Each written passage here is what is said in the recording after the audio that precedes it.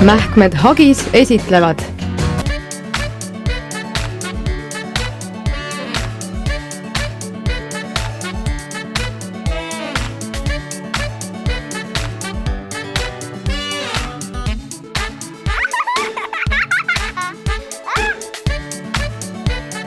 koostöös Perekool EE-ga. Statistika järgi kogeb vaid 5% naistest sünnitusaegset emakakaela avanemist ilma valudeta. Sünnitusvalu on kehas ainuke mõtestatud valu, mille tulemusel sünnib laps. Sünnituse valu leevendamiseks on mitmeid mooduseid. Enne sünnitust tasuks enda jaoks läbi mõelda ja uurida, milliseid variante on olemas ja mida võiks kasutada. Ämmaemand Maret räägib meile natuke nendest võimalustest.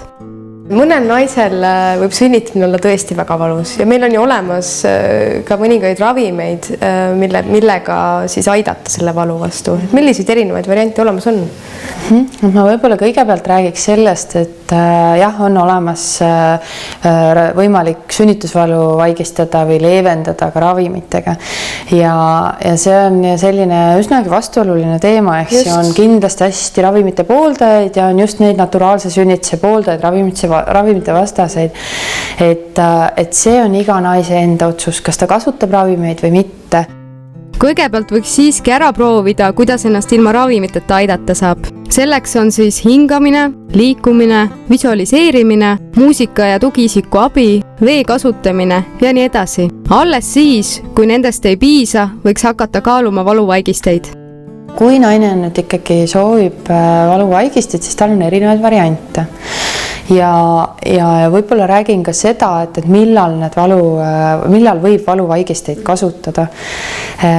Me ei kasuta liiga vara sünnituse alguses valuvaigisteid, sest mida me tahame? Me tahame, et emakas teeks tööd, sest et see on vajalik, et laps tuleks välja. Emakakael, mis on hoidnud beebit turvaliselt 9 kuud emakas, on väga tugev lihas, mis nüüd sünnituse käigus lõdvenema ja avanema peab. Aga kas siis need ravimid võivad seda tööd maha võtta?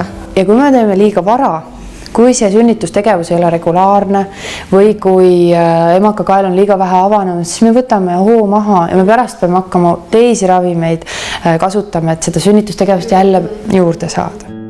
Ideaalis on sünnitusel valuvaigistite kasutamiseks väikesed ettekirjutused. Valuvaigisteid ei tohi kasutama hakata liiga vara ja ka vahetult enne lapse sündi. Viimasel 3 tunnil ei kasutata valuvaigisteid, sest kuna kõik narkootilised valuvaigistid jõuavad ka lapsele, võivad need pärssida lapse hingama hakkamist ja imemisrefleksi. Päris sünnitusvalu leevendamise jaoks on meil siis erinevad nagu tüübid on siis näiteks narkootilised valuvaigistid. Et meil on olemas siis tramadoli küünlad. Küünal siis iseenesest on, vahel on selline, et kui tõesti on naisel on väga pikk selline sünnituse algus ja on ebatuhud võib-olla väga pikalt, et siis see küünal võib aidata nagu need maha võtta, naine saab puhata ja siis hakkab sünnitus uuesti peale. Siis järgmine asi, mida võib ämmaemandaga koos vaadata ja valida, on petidini süst, mida süstitakse lihasesse. See on üsna sama põhimõttega, nagu on tramadol. Siis on veel eraldi on naerugaasi võimalus. Naerugaasi siis hingatakse narkoosimaskiga. See narkoosimask pannakse tuhu ajal, pannakse näo peale. Naerugaas on gaasisegu, mis võtab valuaistingut veidi pehmemaks ja aitab sünnituse ajal valudega toime tulla. Naerugaasiga tuleb siiski olla ettevaatlik. Kui seda liiga palju tarvitada, võib ennast lausa narkoosi hingata. Päris magama küll ei jää, aga hiljem ei mäleta sünnitusel toimunut ja sellest oleks ju ka väga kahju. Ja kolmas, ütleme, et selline variant, mida siis väga palju kasutatakse ikkagi tänapäeval on epiduraal. See on vist üks vastuolulisemaid ka praegu. Ja sellega ka loomulikult on palju selliseid, ütleme, et teravaid emotsioone, eks. Ja ikkagi üsna paljud naised seda ju kasutavad, eks. Ja jällegi tuleb mõelda, et plussid ja miinused, et miks nagu epiduraal on selles mõttes on hea, on näiteks need naised, kellel on väga kõrge vererõhk, kellele varem tehti kindlasti keisrilõige, siis neil on võimalik tegelikult epiduraaliga ka ise sünnitada. Aga see epiduraali puhul jah, et need naised, kellel on ka tõesti väga suur hirm sünnituse ees, ja sünnitusvalu ees, et see on nagu nende jaoks ka. Ja kes on ikkagi väga ka pikad sünnitused ja vajavad puhkust, siis nendele naistele annab see epiduraal ikkagi puhkust. Epiduraal ja valuvaigistid ei tähenda, et naine saaks täiesti ilma sünnitusvaludeta sünnitada. Need on siiski meetodid, et naine saaks puhata ja kehast pinget vähemaks ning emakakael saaks lõdveneda ja avaneda. Et aga epiduraalist nüüd võib-olla natuke lähemalt rääkida, et kui ikkagi naine nüüd otsustab, et ta soovib seda seljasüsti, epiduraali, siis kindlasti tuleb, ämmaemand siis nõustab, kui naine on varem juba saanud nõustatud, et siis on olemas ka sellised spetsiaalsed dokumendid ikkagi, mis alla kirjutatakse, nõusolekulehed ja sel juhul siis ämmaemand paneb kindlasti ka veenikanüüli ja paneb üles tilguti füsioloogilise lahusega, sellise naatriumkloriidi lahuse, sest et kuna tegemist on ikkagi sellise, ütleme, invasiivse kehasisese protseduuriga ja kasutatakse ka ravimeid, siis peab olema veeniteed, et vajadusel teisi ravimeid süstida. Vajadusteks võivad olla siis emaka jõuetus, vererõhu liigne langus emal ja muud seisundid, mis vajavad ravi sünnituse ajal.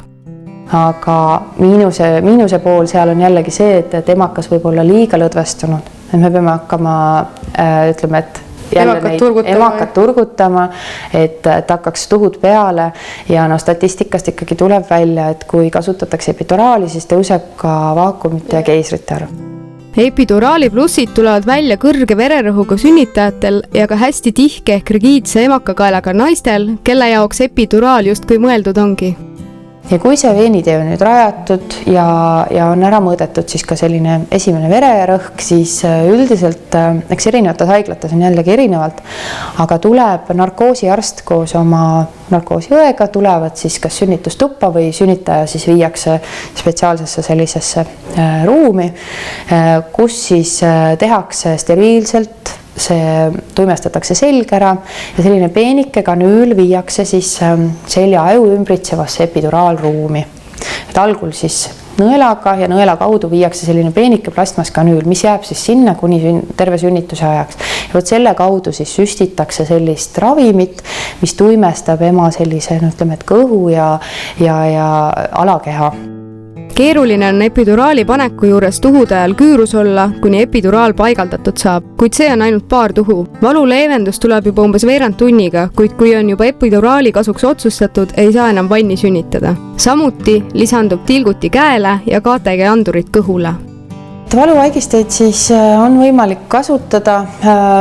Soovitan jällegi käia naistel ära perekooli loengutes tutvumas erinevate võimalustega, kuidas ise ennast sünnitusel aidata ilma ravimiteta ja ka nende ravimite ja valuvaigistite võimalustega, mida nende haiglas siis pakutakse.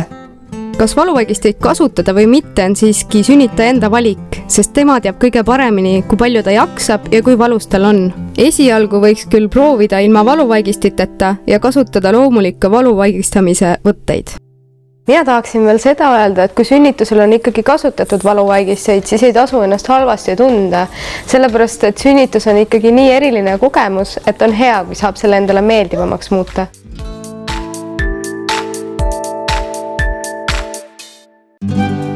Esimene puudutus, esimene naeratus, esimene kohtumine. Läheb aega, enne kui te päriselt tuttavaks saate. Kel vajab ta kõige enam just sind. Armastav ja hell, kindel ja soe. Esimesed 100 päeva selles maailmas hagis newborni abiga. Et tal ja sul algas kõik armastusest.